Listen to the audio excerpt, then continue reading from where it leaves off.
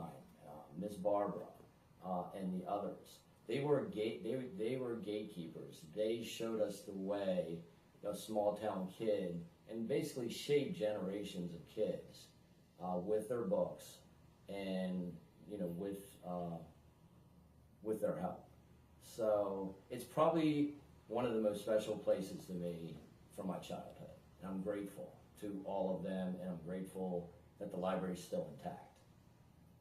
What would you say specifically was your favorite memory? If you have one favorite, fondest memory specifically, what would that be? Well, I was a big reader when I was a kid, and I really like biographies. I still do.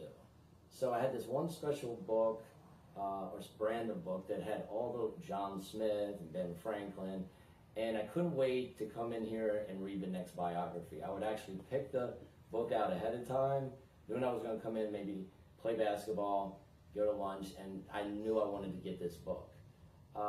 Lucille had talked about signing in, and when you're a 10-year-old kid, that is a big deal to sign your name.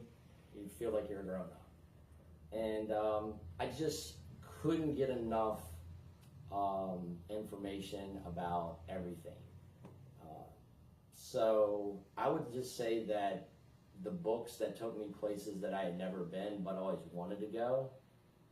And now I travel a lot. And the reason I like to travel was the genesis was being here at the library to teach me that there's a big wide world out there.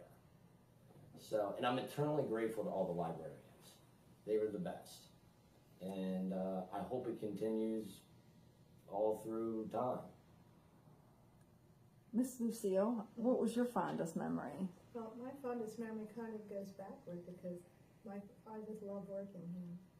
And so, and I remember bringing my kids here, and I remember coming here, but I don't know that I have a very fondest. They were all fond memories, but my very fondest, I think, would be when I was younger, I would get to come in here and check out books, because that was wonderful to me. And one thing I want to add, this is not on the subject. Can I say it now? Yeah. I have a very intense interest in history, and always had, and that this library is also on the outside of the library. You'll see that it belongs to one of the historic sites, so that on certain days of the month that we will have people can come here and they have the history of it.